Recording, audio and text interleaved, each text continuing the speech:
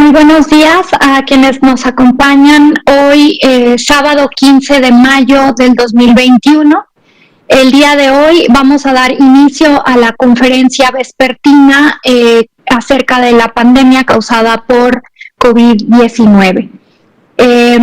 Su servidora, doctora Santa Ceballos, directora de Vigilancia Epidemiológica de Enfermedades Transmisibles de la Dirección General de Epidemiología, coordinará el componente técnico a nombre de nuestro subsecretario, el doctor Hugo López-Gatell, y también nos acompaña vía virtual el doctor José Luis Alomía Segarra, aquí con nosotros. Buenas tardes, doctor, bienvenido.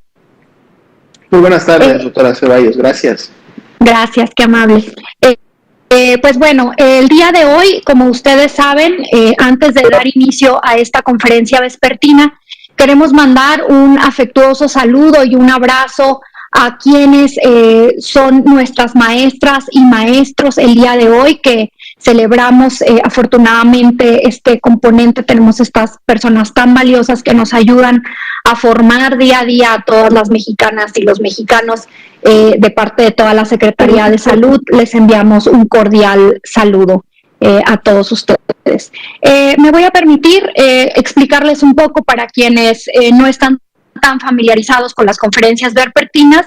Como ustedes saben, tenemos varios componentes. Vamos a dar inicio con un componente que es el informe técnico, el cual brindará su servidora. En este vamos a hablar en una primera instancia del componente nacional y también vamos a tener la actualización del componente internacional, que es lo que está sucediendo también en otras partes del mundo con respecto a la evolución de la pandemia. Seguido tendremos un segundo componente, es el componente de vacunación, el cual el doctor Alomía nos hará el favor de conducir y de presentar. Tendremos también un segmento de la actualización del arribo de las vacunas y posteriormente concluiremos con la sección de preguntas y respuestas. Le voy a pedir muy amablemente a quienes nos acompañan vía virtual, a nuestros reporteros y reporteras, que por favor tiendan a abrir su cámara y mantener el micrófono cerrado. Su cámara pueda poder verlos, saludarlos, reconocerlos y pues poder cederles la palabra al final de estos componentes para que puedan hacer sus preguntas. Recordar el levantar la manita o colocar alguna marca en el chat para que su servidora les pueda dar la palabra. Y bien, si iniciamos por favor con la presentación y me apoyan colocando la primera diapositiva. Muchas gracias. Bueno, en esta primer lámina, como ustedes saben, vamos a estar viendo lo que conocemos como curva epidémica. En estas curvas epidémicas, nosotros lo que tenemos son los casos incidentes, los casos activos estimados y las personas recuperadas por semana epidemiológica. Cuando he tenido la oportunidad de acompañarlos, siempre les comento que en esta gráfica podemos identificar dos líneas, una línea de color azul y una línea de color verde. La línea de color azul no debemos olvidar que representa los casos estimados. Estamos actualmente con 2.567.139 casos estimados y la línea verde nos representa también a las personas recuperadas. Tenemos actualmente 1.899.742 personas recuperadas. También en esta lámina hay otro componente que es importante mencionar. Sabemos que lamentablemente ha habido defunciones. En esta lámina podemos observar la cifra actual de 220.380 defunciones confirmadas. Esto quiere decir que este número de defunciones tiene una prueba de laboratorio como positiva o confirmatoria, por lo cual nosotros podemos mencionar que estas son las defunciones confirmadas. Vemos entonces que tenemos activos, un total de casos activos estimados de 19.299. Esto nos representa un poco menos del 1% de estos casos. Y finalmente también es importante mencionar los esquemas completos de vacunación contra la COVID-19. Esto recuerden que actualmente ya contamos con plataformas o con vacunas o biológicos que son tanto de una dosis como de 2 dosis. Entonces tenemos un total de 10.412.991 esquemas completos, ya sea de vacunas de 2 dosis o de una dosis. Entonces es importante recordarlo y pues bueno, actualmente estamos con un menos 12% con respecto a la semana epidemiológica anterior. Recordar que esta gráfica la podemos ver por semana epidemiológica. Si me apoyan dándome la siguiente lámina, por favor. Bien, en esta vamos a nosotros tener en cuenta lo que es la positividad, los casos notificados, negativos y confirmados. Eso es lo que estamos viendo nosotros en esta gráfica.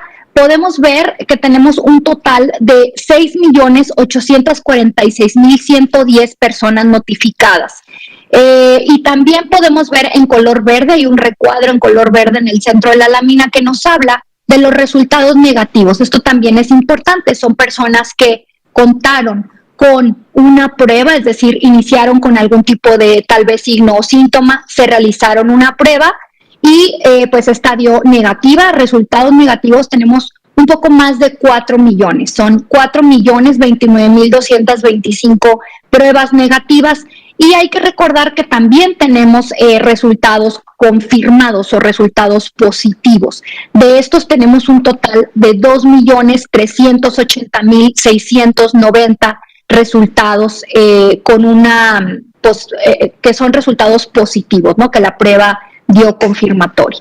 Aquí es importante mencionar, como ustedes pueden ver en la lámina, si lo vemos también con respecto a la semana anterior, nos encontramos sin cambio. Aquí es importante mencionar que del total de pruebas realizadas, cuando tomamos en cuenta los resultados negativos y los resultados positivos, si hacemos una comparación, nosotros podemos sacar un porcentaje de positividad, es decir, del 100% de las pruebas que se hayan realizado, ¿qué porcentaje de ellas salieron positivas? Actualmente, como ustedes pueden ver en el recuadro superior derecho de su lámina, si es que están viendo la pantalla del mismo lado que yo, podemos ver un 17% de positividad para la semana epidemiológica 17, recordando que esta diapositiva pues es un elemento semanal.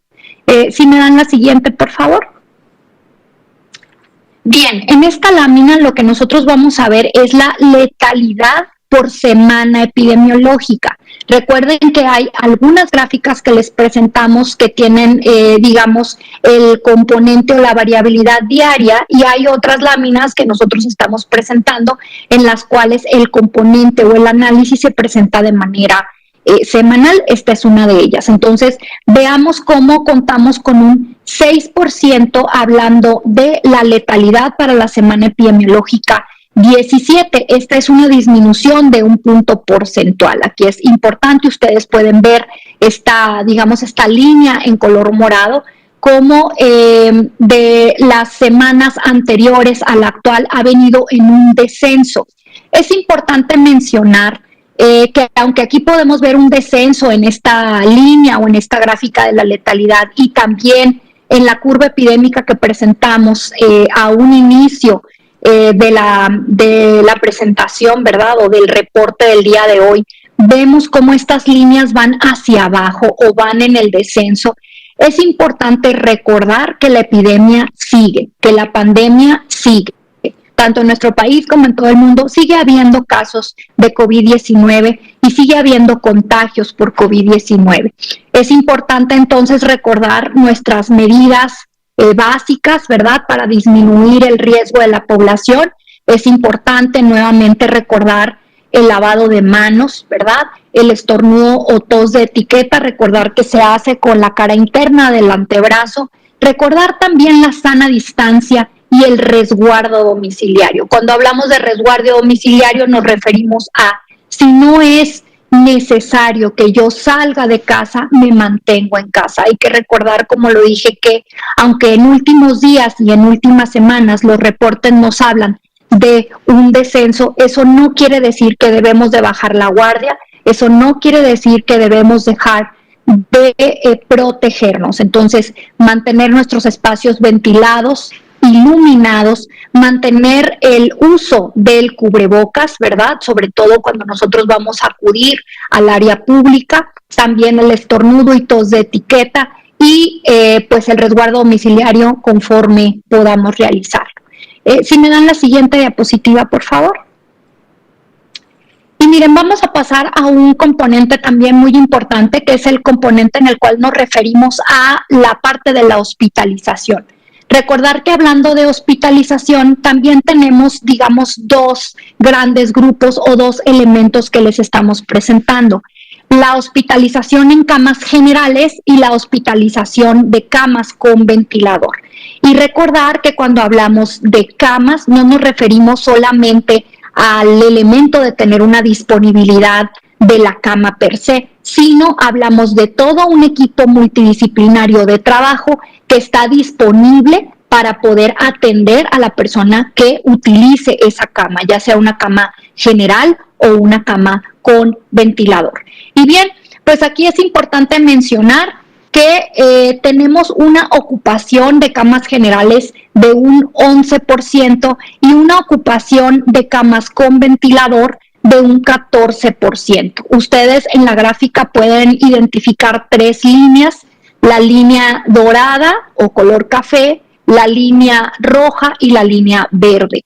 Recordar que la línea dorada es la suma de la línea verde con la línea roja, es decir, es la totalidad de camas para hospitalización que hay, tanto generales como con ventilador, y la línea roja y la línea verde son cada una respectivamente la roja de camas generales y la verde de camas con ventilador. Y ustedes vean cómo tenemos una reducción del 84% de la ocupación nacional con respecto a nuestro punto más alto. Ustedes pueden ver un pico, ¿sí? Y lo ven marcado con una pequeña flecha de color rojo.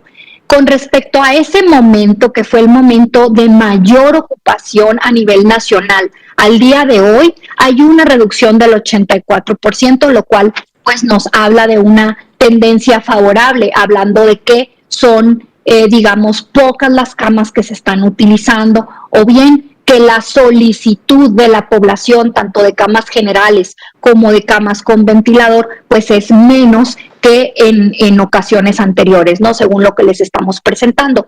Y nuevamente aquí el mensaje es no bajar la guardia. Esto no quiere decir que ya no hay pandemia, que ya se acabó la epidemia. Esto no es así. Recuerden que nos habla de las diferentes situaciones y estrategias que se han llevado en el país y que de manera favorable nos están apoyando en el control de la epidemia. Sin embargo, pues no debemos bajar la guardia. Este mensaje lo voy a repetir varias veces porque aunque estamos ante un panorama favorable, pues no debemos de olvidar nuestras medidas. Si me pueden dar la siguiente diapositiva, por favor. Muy bien, ahora vamos a pasar a el segundo elemento dentro del informe técnico, y este elemento nos habla de la situación internacional. ¿Qué está sucediendo en el mundo? Bueno, en esta lámina de barras nosotros lo que identificamos es, según la región en cómo nos ve la Organización Mundial de la Salud, se le otorga un color a cada barra. Recordar que la Organización Mundial de la Salud divide a nuestros países en 6 grandes regiones, conocidas coloquialmente como las regiones de la OMS.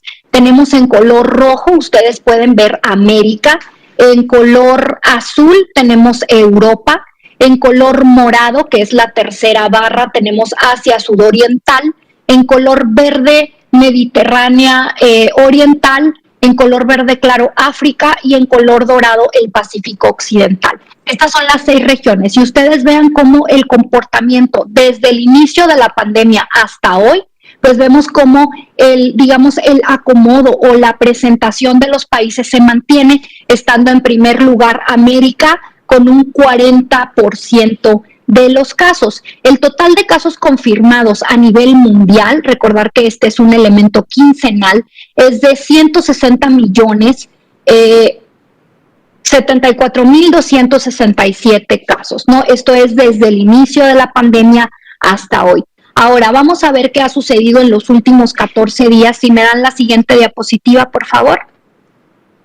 Bien, vean cómo, recuerden que seguimos manteniendo estas 6 barras que son las 6 regiones de la OMS.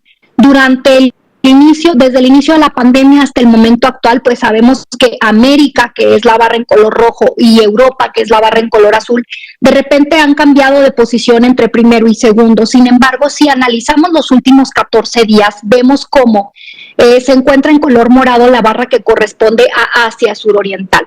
Aquí es importante recalcar que en los últimos 14 días es esta región la que está, digamos, manteniendo una actividad importante, es quien actualmente está contribuyendo con el 52% de estos casos confirmados en los últimos 14 días. Y aquí es importante mencionar lo siguiente. El mayor porcentaje que está contribuyendo a esta región es la India. Recordemos que India está ante una situación sanitaria particular, lo hemos venido monitorizando a través de la Dirección de Investigación Operativa que lleva la coordinación, la doctora de la Garza, pues es que nos pasan estas cifras en donde se está monitorizando continuamente el componente internacional. En los últimos 14 días tenemos el 7% de los casos, eso es lo que se ha confirmado en los últimos 14 días. Esto recuerden que la fuente es la Organización Mundial de la Salud. Si vemos la siguiente diapositiva, por favor. Aquí recordemos que tenemos 2 fuentes de información, principalmente utilizamos 2 fuentes de información para el componente internacional. Las 2 gráficas anteriores, la fuente es la Organización Mundial de la Salud, y en esta lámina y la siguiente utilizamos la fuente de Our World in Data, que es de Oxford. Y aquí lo importante es que ustedes vean cómo los casos nuevos por millón de habitantes en los continentes, pues hay una variabilidad que también es coincidente con la información que nos da la Organización Mundial de la Salud.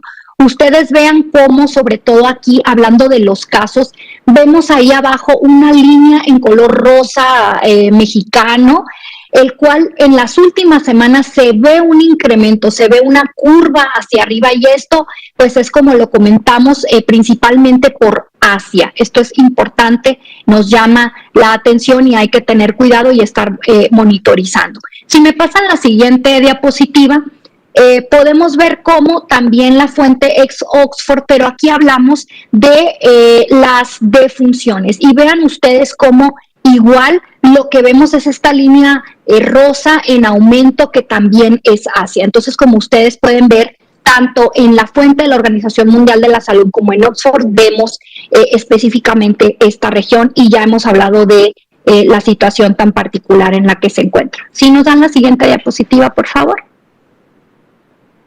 Muy bien, pues entonces básicamente esta sería la contribución de la parte de los elementos nacionales e internacionales del panorama, y pasaríamos al segundo componente, el cual me permitiré ceder la palabra al doctor Alomía, el segundo componente de vacunación. Adelante, doctor, lo escuchamos. Muchas gracias.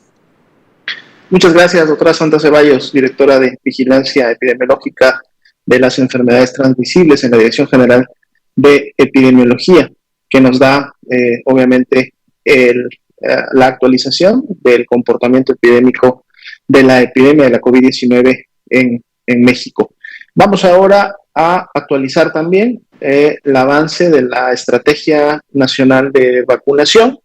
Lo que ustedes están viendo en pantalla son las dosis que se aplicaron en todo el territorio nacional el día de ayer, viernes 14 de mayo, 435.586, y con esto podemos ver cómo la actividad semanal de la Estrategia Nacional de Vacunación pues se mantiene en pie, continúa avanzando día con día. Son más y más las personas que de los diferentes grupos reciben la vacuna, y por lo tanto pues empiezan a generar la protección para efectos de la eficacia que estamos esperando en estas vacunas. Si vemos de hecho la siguiente diapositiva, vamos a poder encontrar el acumulado de dosis que hasta el momento se han aplicado, sumando obviamente ya las que nos reportan el día de ayer. Entonces tendríamos 22.869.482 dosis aplicadas desde aquella primera dosis del 24 de diciembre del año pasado. Ha sido un trabajo importante que ha permitido pues poder lograr hasta este momento el avance, y un avance que además se refleja en la cobertura de grupos poblacionales que tienen los mayores riesgos de enfermar gravemente y tener complicaciones por efectos de esta enfermedad. Entonces, no solamente es un avance importante para efectos de la población mexicana, sino específicamente para estos grupos que en su momento pues suelen ser los más afectados cuando enferman por la COVID-19. De hecho, si vemos la siguiente diapositiva, aquí los podemos identificar y podemos además también tener ahora el número de personas vacunadas, personas que han recibido ya alguna dosis de vacuna. 15.261.062 son las personas el día de ayer que habían recibido al menos una dosis de vacuna, y podemos ver la distribución de las mismas en estos 4 grupos de poblacionales que hemos estado mencionando. El primero de ellos, que también fue el primero en iniciar con la Estrategia Nacional de Vacunación, nos referimos a los trabajadores de la salud. Día con día se siguen todavía sumando personas, es decir, primeras dosis, obviamente más las segundas dosis que se están aplicando, pero esto es porque cada vez se continúa identificando todavía personas de primera y segunda línea de trabajadores de la salud que en este momento tienen abierta la aplicación de la vacuna. 1.089.962 es el corte justo del día de ayer, y vemos cómo este número también se ha incrementado en las últimas semanas. Trabajadores de la educación es otro de los grupos que sabemos que se están vacunando, dado que es uno de los componentes de seguridad que se consideraron dentro del plan de la reactivación de clases presenciales. Que los trabajadores de la educación estén vacunados va a contribuir a otras medidas de seguridad que se están implementando en los planteles escolares, se están implementando con los padres de familia, obviamente con los mismos alumnos, para que en su momento el regreso a clases presencial pues pueda ser una realidad en, de seguro, algunas o varias entidades federativas antes de que termine el ciclo escolar 2021. Entonces, por lo pronto ya 1.760.146 trabajadores de educación que ya recibieron al menos una dosis de su vacuna. Un grupo importante que lo volvemos a reiterar, su importancia radica en que son los grupos que en su momento han contribuido por este factor de riesgo que es la edad, es decir, tener 60 o más años de edad contribuye de manera importante a desarrollar COVID grave, COVID crítico, que es el que en su momento genera complicaciones, afectaciones, más allá de los pulmones, a otros órganos del cuerpo de la persona, y que pues obviamente pueden llevar a complicarse y también a fallecer. De ahí la importancia que al tener ya al menos 10.711.853 personas de este grupo que además están recibiendo esta primera dosis, pues bueno, empezamos ya a generar la protección con anticuerpos de vacuna que en su momento evitarán de seguro la enfermedad grave y por lo tanto todo este desenlace que es principalmente lo que se quiere evitar. Y día con día, pues este grupo continúa incrementándose para efectos también de poder contemplar a todos los que están en el mismo. Si recordamos, prácticamente tenemos también ya 2 semanas que inició el grupo de personas de 50 a 59 años, por lo tanto ahora podemos hablar de que para lo que se refiere a los grupos de edad, pues la vacunación está abierta para todos aquellos que tienen 50 o más años de edad, lo que quiere decir que personas que hubieran estado en el grupo de 60 y más pueden en este momento todavía continuar vacunándose. En el caso de que no hubieran recibido aún por alguna razón la primera dosis, pueden acercarse a los puestos de vacunación, en donde si hay en ese momento disponibilidad, les será aplicada la vacuna, y si no, ahí mismo será programada su dosis y le darán una fecha correspondiente para que pueda regresar a aplicarse. Entonces recordemos, ahorita, si usted tiene 50 años o más de edad, la vacunación está abierta. Esté atento cuando van a activar el punto de vacunación específico en su municipio para que pueda acudir el día que en su momento le vayan a notificar que le toca su vacuna.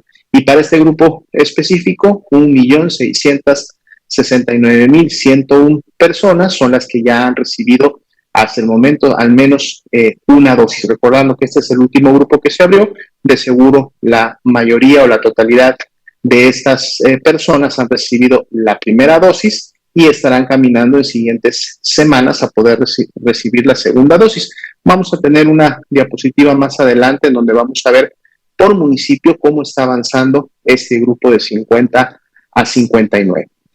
Mientras, en la siguiente diapositiva vamos a actualizar, estamos realizando ahora una actualización quincenal, dado que, como veíamos en presentaciones previas, los datos de los eventos supuestamente atribuibles a la vacunación e inmunización se mantenían muy estables, es decir, no había incrementos importantes en el día a día. Pasamos entonces a una actualización quincenal en donde de todas maneras ustedes puedan estar teniendo la información que en semanas previas acostumbrábamos presentar. Como pueden ustedes ver, el porcentaje en función del total de dosis aplicadas de la ocurrencia de estos ESAVIS continúa siendo todavía menos del 0.1%. ¿Esto en qué se traduce? Se traduce en seguridad de la vacuna, es decir, menos del 0.1% de las dosis que se han aplicado llegaron a generar algún tipo de SAVI. Y cuando vemos en tipos de SAVI, recordando que estos se clasifican como no graves y graves, podemos ver también en la gráfica de la derecha que de los 18.376 SAVIs notificados, solo el 1.9% fueron clasificados como ESAVIs graves. Y ESAVIs graves quiere decir que requirieron alguna atención especializada, inclusive hospitalización o seguimiento de la persona hasta su recuperación. Pero entonces esto también quiere decir que el 98.1% de los ESAVIs fueron solamente ESAVIs no graves, es decir, aquellas reacciones que se pueden presentar de manera local, que son temporales y que están asociadas no solamente a esta vacuna, sino a cualquier otra vacuna que en su momento se aplica y que tiene que ver básicamente con el dolor que puede ocurrir en el punto de la vacunación, febrícula o inclusive un poco de fiebre que se puede desarrollar, un poco de malestar o dolor en algunas partes del cuerpo, lo cual también corresponde obviamente a la reacción que el sistema inmunológico empieza a ejercer cuando recibe obviamente esta vacuna.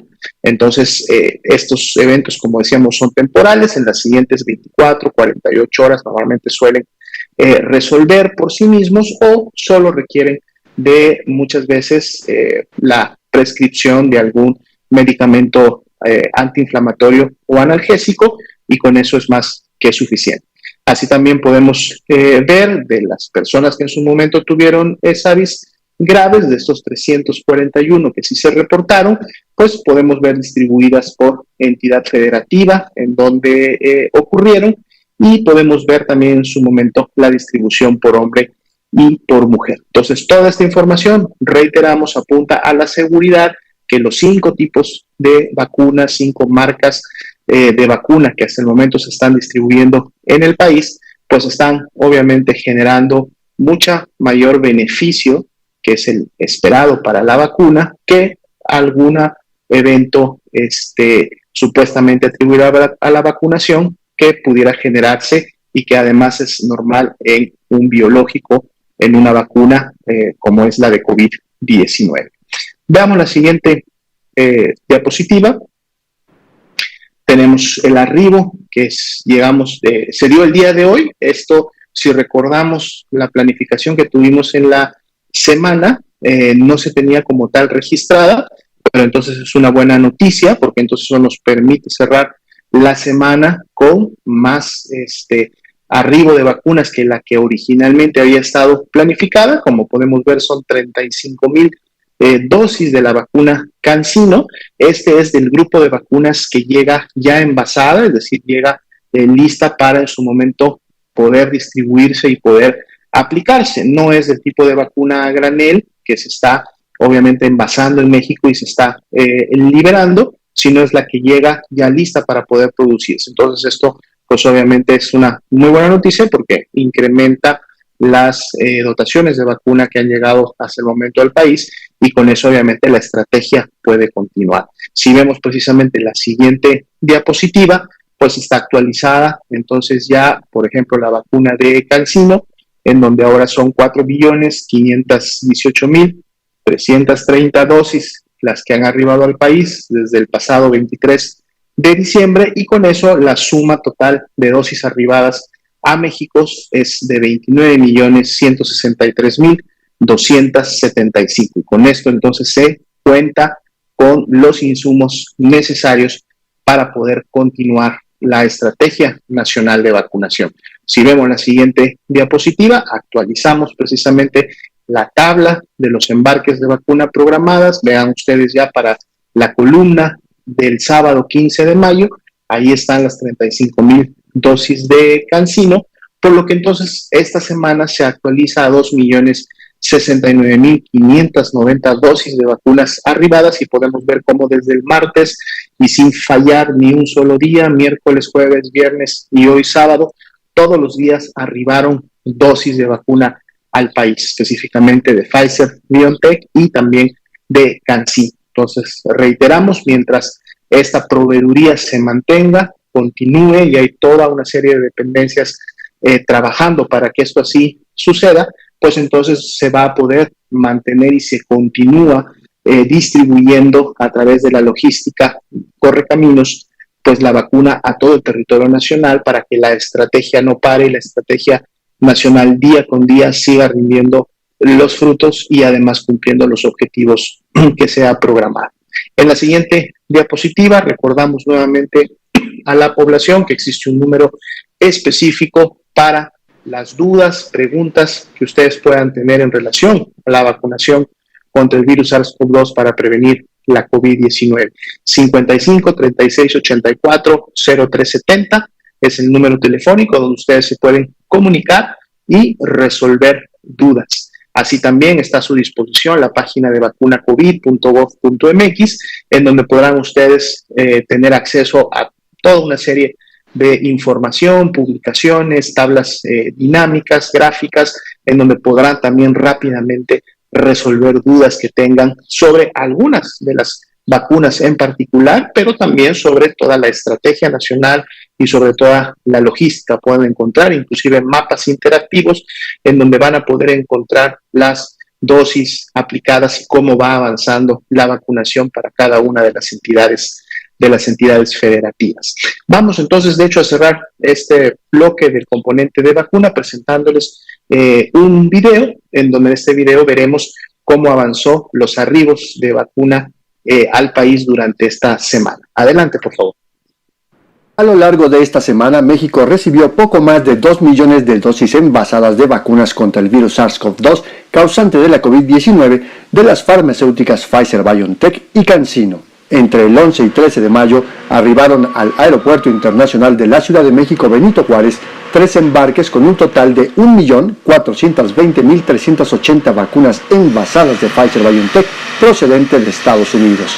Esta misma semana, la Comisión Federal para la Protección contra Riesgos Sanitarios, COFEPRIS, ha liberado 3 lotes de vacunas CanSino que fueron envasadas en la planta de Drogmix de Querétaro. En total, CanSino entregó 614.210 dosis que fueron entregadas a laboratorios de biológicos y reactivos de México, Birmex. A estas dosis se sumaron 35.000 más de CanSino que llegaron este sábado al aeropuerto de la capital del país procedentes de Beijing, China. El total de dosis recibidas esta semana que concluye fue de 2.034.590 de estas dos farmacéuticas. Desde el 23 de diciembre de 2020, México ha recibido 29.163.275 vacunas envasadas de las farmacéuticas Pfizer, BioNTech, AstraZeneca, CanSino, Sinovac y Sputnik V, desarrollada por el Centro Nacional de Investigación en Epidemiología y Microbiología Gamaleya. La vacunación en México continúa y ahora incluye a las mujeres embarazadas mayores de 18 años de edad para proteger a este sector de la población. Si tienes dudas sobre las vacunas y centros de vacunación, tenemos 4 vías de comunicación directa. el sitio vacunacovid.gov.mx, el correo electrónico buzon.covid@salud.gov.mx, el centro de atención telefónica al número 55 36 84 0370 y ahora el asistente virtual a través del número 56 17 13 05 57.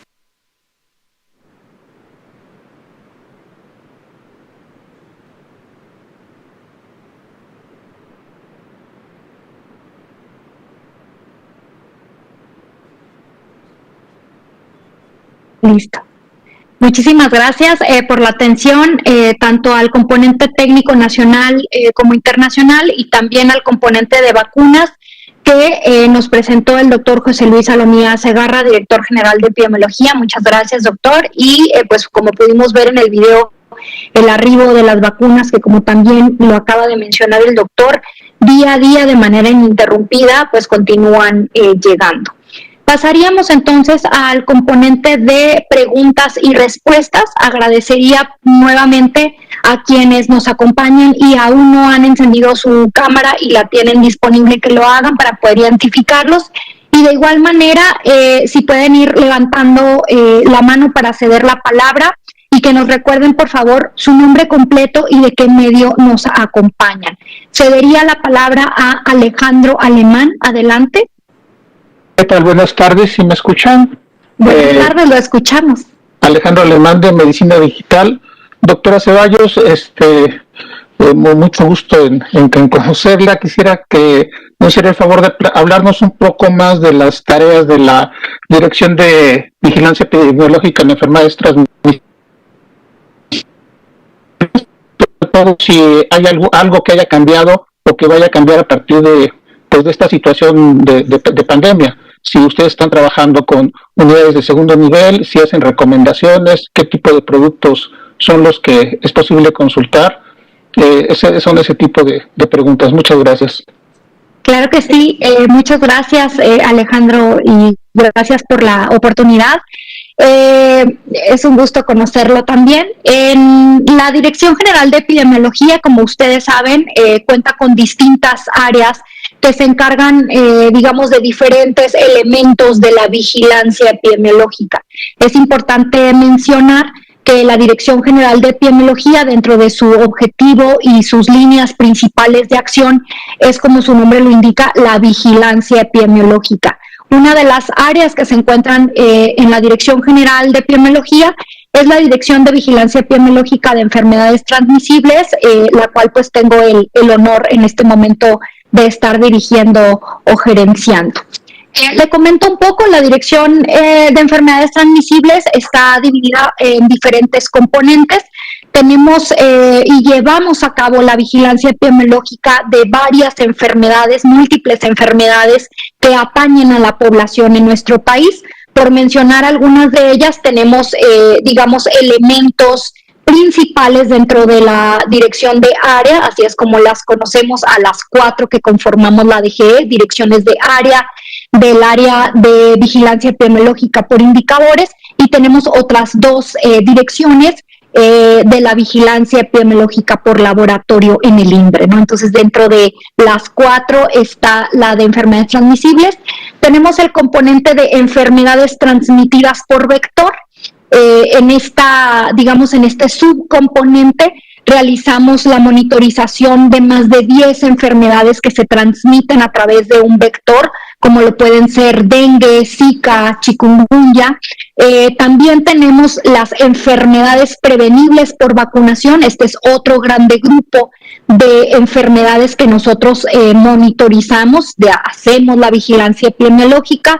Entre ellas está sarampión, rubiola, tétanos neonatal, polio, ¿verdad? También es muy importante esta enfermedad y otras. Otro de los elementos que tenemos en esta dirección es la vigilancia de las micobacteriosis. Esta es la enfermedad, tanto la tuberculosis como la lepra, son enfermedades que se transmiten a través de una bacteria llamada micobacteria. Digamos que una micobacteria es la que causa la lepra y otra la tuberculosis, y entonces tenemos este componente de las micobacteriosis. Y también tenemos otro elemento que son las enfermedades de transmisión sexual, en donde tenemos la vigilancia de VIH, se lleva en esta dirección de área también la vigilancia de VIH y sífilis congénita. Y pues finalmente también tenemos la vigilancia epidemiológica de las enfermedades diarreicas agudas.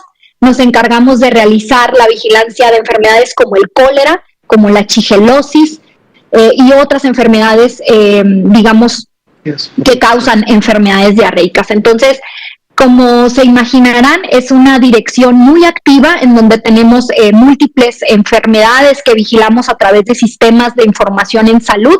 Tenemos más de 30 sistemas de información en salud que nos ayudan a vigilar más de 50 enfermedades en esta dirección de enfermedades transmisibles. Ahora, uno de los elementos que dejé al final para mencionar es la vigilancia epidemiológica de los ESAVI, que como ustedes saben y el doctor Alomía nos acaba de comentar, pues son los eventos que supuestamente se atribuyen a la aplicación de un biológico.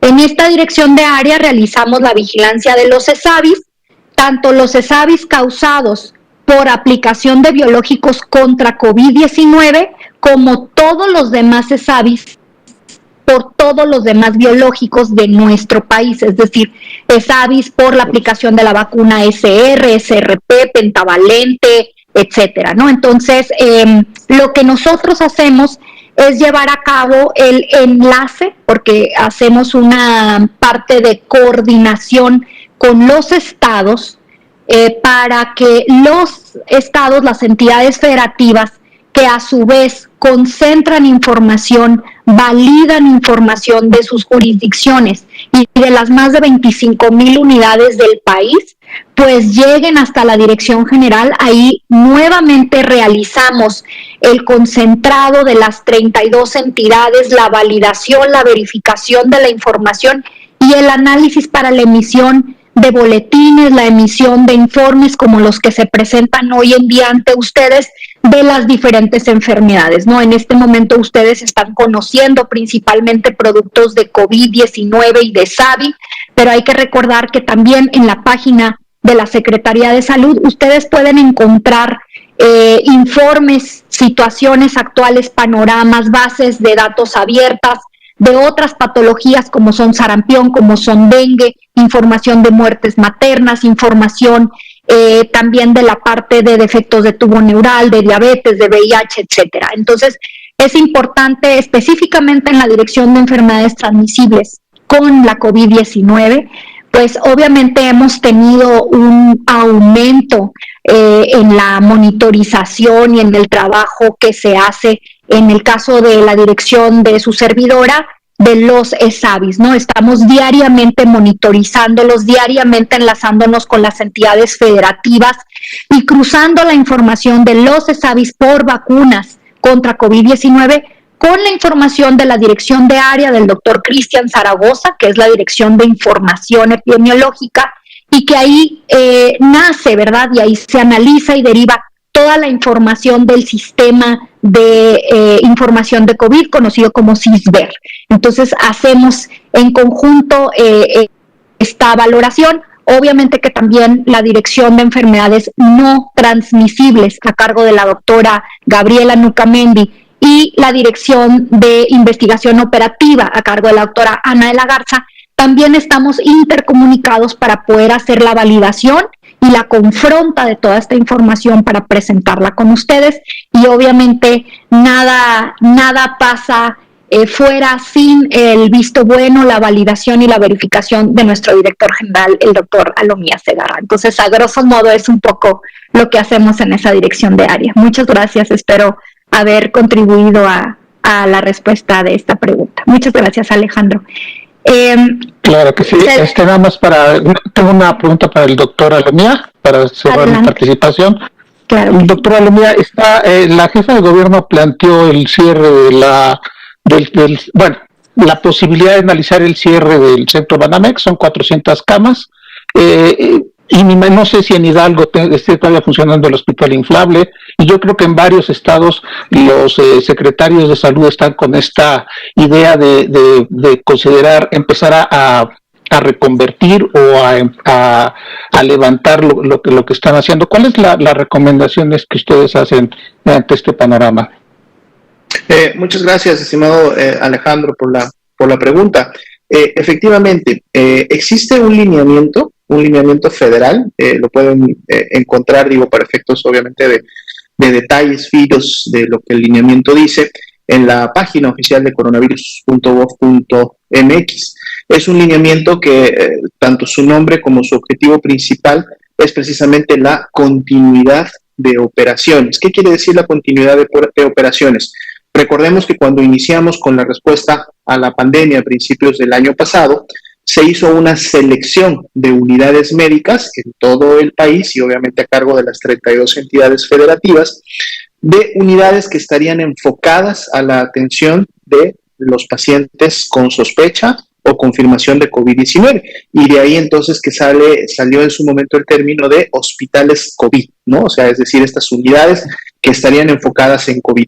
Sin embargo, así también se dejaron y continuaron operando hospitales no COVID, es decir, hospitales que por su, digamos, a lo mejor enfoque desde un principio, porque eran hospitales materno-infantiles, porque eran hospitales neurológicos, porque eran hospitales de rehabilitación, etcétera. Es decir, continuaron con sus actividades o su mayor expertise del hospital era otras patologías que no fueran las respiratorias, continuaron con su actividad. Entonces, alrededor de 1,000 en algunos momentos de la epidemia, sobre todo a fines del año pasado, llegamos a tener más de 1,000, llegamos a tener alrededor de 1,050, 1,060 hospitales que se clasificaron como COVID para efectos de estar siempre disponibles para la atención inmediata y oportuna de las personas que tuvieran el síndrome COVID, que en este caso es la infección respiratoria aguda grave. O sea,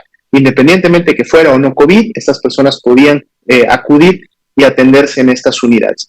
¿Qué pasa cuando la epidemia empieza a tener una magnitud baja, como la que hemos visto obviamente en las últimas semanas? Esto lo contempla este lineamiento de continuidad de operaciones.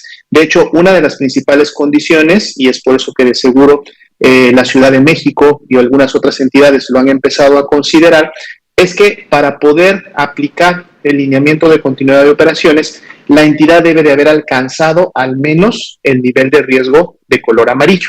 Si una entidad está en un nivel de riesgo naranja o rojo, no debe de aplicar el lineamiento. El mismo lineamiento lo dice, ¿no? Mientras estoy en naranja y rojo, debo de mantener la capacidad hospitalaria de mis unidades COVID al 100% para efectos de una respuesta rápida. Porque si tengo obviamente un nivel de transmisión importante y una magnitud epidémica importante, pues de seguro voy a estar teniendo casos graves, casos críticos a los cuales tengo que hospitalizar en camas generales y en camas con ventilador. Pero entonces cuando alcanzo el amarillo, que es la condición reciente de la Ciudad de México, y además cuando tengo una gran capacidad hospitalaria, ustedes han podido ver en los informes cómo esta capacidad de respuesta hospitalaria se mantiene prácticamente en la mayoría de las entidades alrededor del 80%, 70%, pues obviamente entonces van quedando en su momento camas de hospital que pudieran ser utilizadas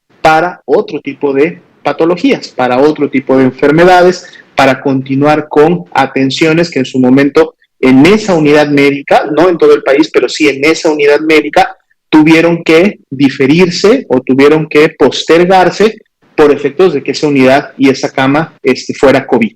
Ahora, lo que el mismo lineamiento también plantea es que aunque pase yo a esta continuidad de operaciones y disminuye en su momento la cantidad de camas COVID, ya sea generales o con ventilador, siempre debo de mantener al menos un 30%, ¿sí?, disponible inmediato para efectos de recibir pacientes de ese total que en su momento yo logré. Es decir, si en algún punto de la epidemia, vamos a suponer que el punto más alto que tuvimos allá por diciembre, yo llegué a tener 1,000 camas clasificadas para la atención de pacientes COVID, el lineamiento me dice que mientras la epidemia en México no termine, pues yo de esas 1,000 camas debería de tener como mínimo siempre 300 camas disponibles, o sea, es ese 30%, y son disponibles, o sea, no estamos hablando obviamente de las que ya tienen pacientes en un momento determinado operando.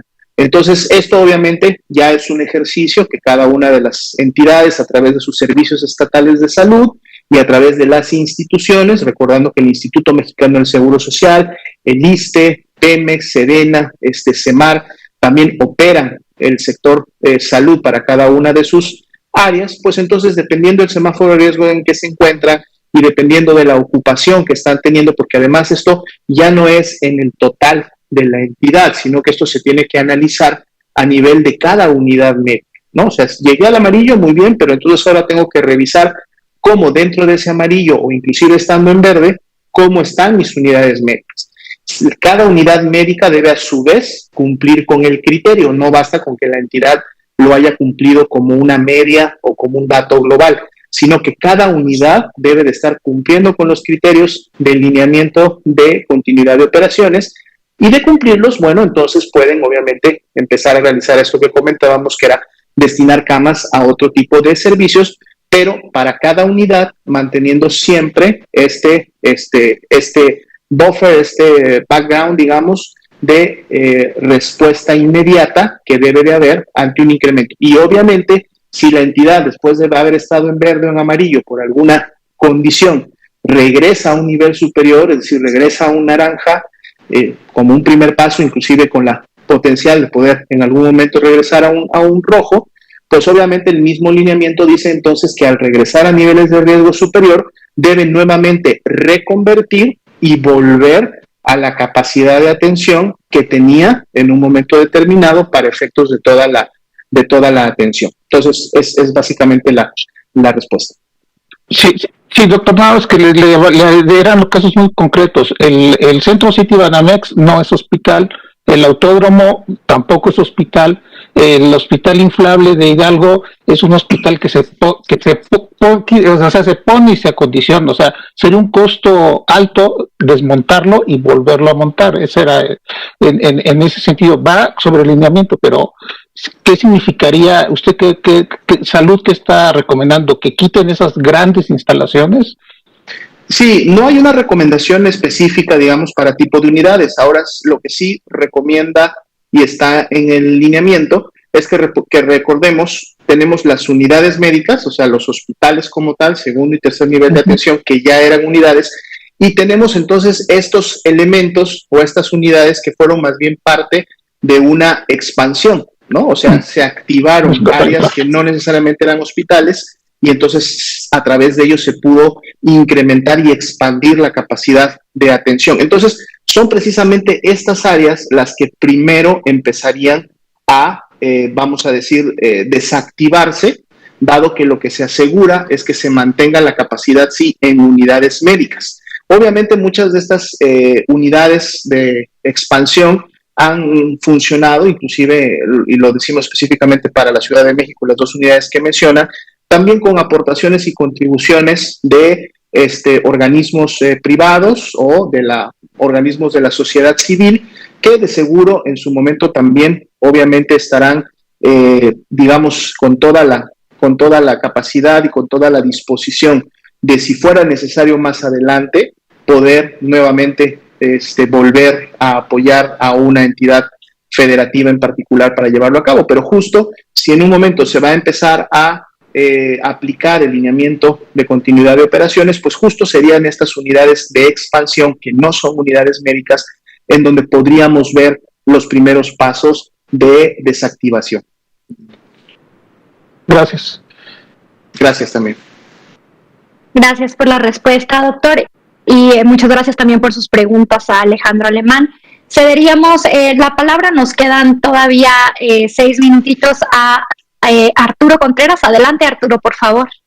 Hola, gracias. Buenas tardes a todos. Buenas tardes, doctor José Luis Omía. Una duda rápida. Ayer presentaban los avances en telemedicina, ¿no?, que se han aplicado ahora durante la pandemia, y un poco lo decían enfocados en tratamiento de COVID largo, ¿no?, de estas personas que se enferman y que tienen los síntomas por varios meses. Entonces hemos recibido como un par de preguntas de personas con estos síntomas, si la atención que se da a las personas con efectos largos de COVID van a ser solamente a través de este tipo de plataformas digitales, ¿no? Y a través de centros, más bien así, ¿no? A distancia.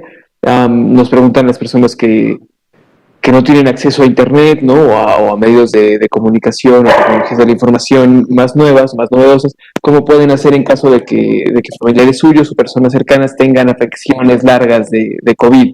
Eso es como una primera pregunta. Tengo otras dos, pero no sé si hay tiempo. Una segunda era sobre los datos de la vacunación, ¿no? Ya varias veces nos han informado con estos mapas que presentan aquí en esta misma conferencia, pero nos preguntan igual desde redes sociales varios usuarios, varios ciudadanos, si estos datos podrían estar en algún tipo de formato de datos abiertos en los cuales las personas los puedan consultar, ¿no? Porque luego comentan que es difícil verlos a partir de la página de la vacuna COVID. De momento sería nada más eso. Tengo otra pregunta, pero creo que no va a dar tiempo, entonces pues nada más. Muy bien, muchas gracias, Arturo. Pues cedería la palabra al doctor José Luis Salomía para platicar un poco acerca del componente de vacunación, sobre todo lo que nos preguntas de vacunación. Creo que vamos a darle prioridad a esa respuesta y continuaríamos con la siguiente pregunta. Adelante, doctor. Gracias, doctora Santa. Sí, efectivamente es un tema que se ha estado ya tratando entre las áreas que se encargan precisamente de los sistemas de información. Así como en su momento, desde el año pasado, tenemos la plataforma de datos abiertos para efectos de la información de COVID-19, se han estado solicitando una serie de elementos para que también formen parte de este grupo de datos abiertos. Yo creo que es algo que se está más que todo trabajando, es decir, recordemos que al igual que como sucede con la integración de la información de la enfermedad, en donde las 32 entidades federativas y todas las unidades médicas son las que capturan los datos y las envían. En el caso de la vacunación, pues esto ocurre precisamente en los puntos de vacunación, en donde la brigada Correcaminos, que tiene identificado a actores específicos para cada una de las actividades que se llevan a cabo en el punto de vacunación.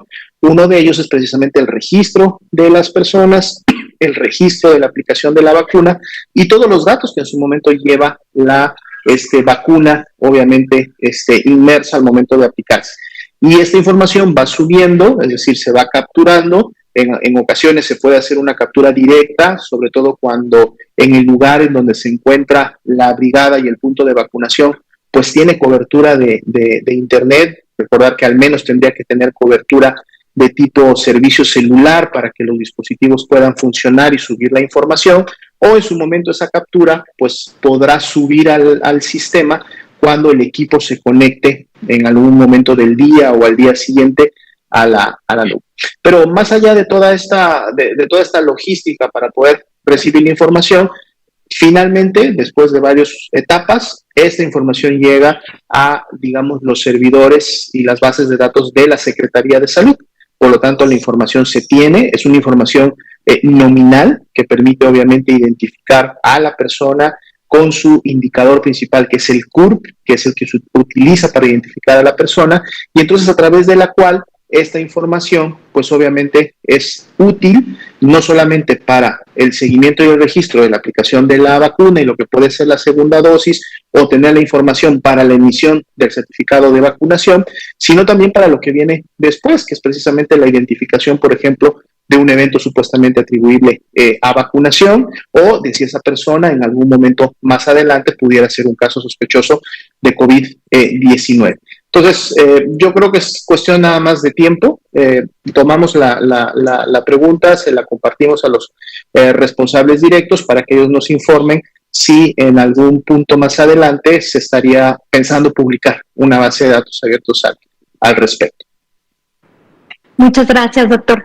Y pues Arturo, ya estamos sobre tiempo, pero sin embargo comentarte, la verdad es que la participación el día de ayer del doctor Roswell y también el colega del Instituto de Nutrición y Ciencias Médicas Salvador Subirán fue muy interesante. El tiempo se nos hizo muy corto. De hecho, la idea sería poder programar una nueva sesión y poder ampliar más, porque como ustedes ayer escucharon, aún hay mucho más que hacer, ¿no? Creo que la telemedicina ayer sí todos estuvimos muy sorprendidos con el panorama. Y pues bueno, nos llevaremos de tarea, Arturo, y seguramente el día de mañana que nos veamos, pues podríamos complementar esta respuesta. Pues básicamente ya son las 8 de la noche. Les agradezco a todos la asistencia y la participación.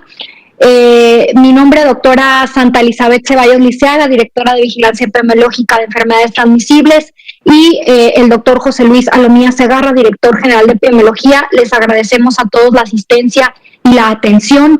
Recuerden mantener las medidas de sana distancia, el uso de cubrebocas, y nos vemos mañana. Cuídense mucho y quédense en casa. Saludos.